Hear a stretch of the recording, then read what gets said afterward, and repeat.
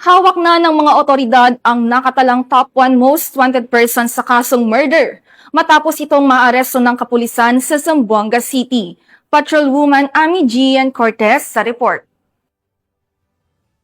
Naaresto ng pinagsanib na puwersa ng pulisya at militar na pinangunahan ng Zamboanga City Police Station 5 ang isang top 1 most wanted person regional level na nahaharap sa kasong murder sa isinagawang operasyon sa Barangay Divisoria, Zamboanga City bandang alas 6:30 ng gabi nito lamang ikapito ng Setyembre taong kasalukuyan.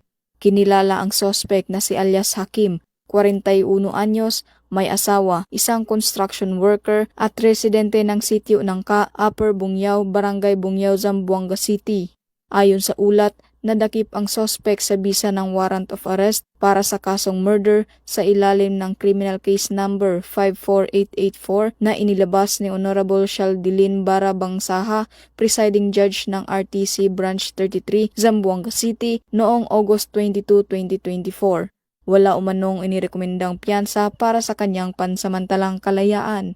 Kasalukuyang nasa kustodiya ng Zamboanga City Police Station 5 ang akusado para sa tamang disposisyon. Layunin ng PNP ang pagtugis at pag-aresto sa mga wanted person upang mapanagot sa batas, mapanatili ang kapayapaan sa komunidad at maihatid ang hustisya para sa mga biktima.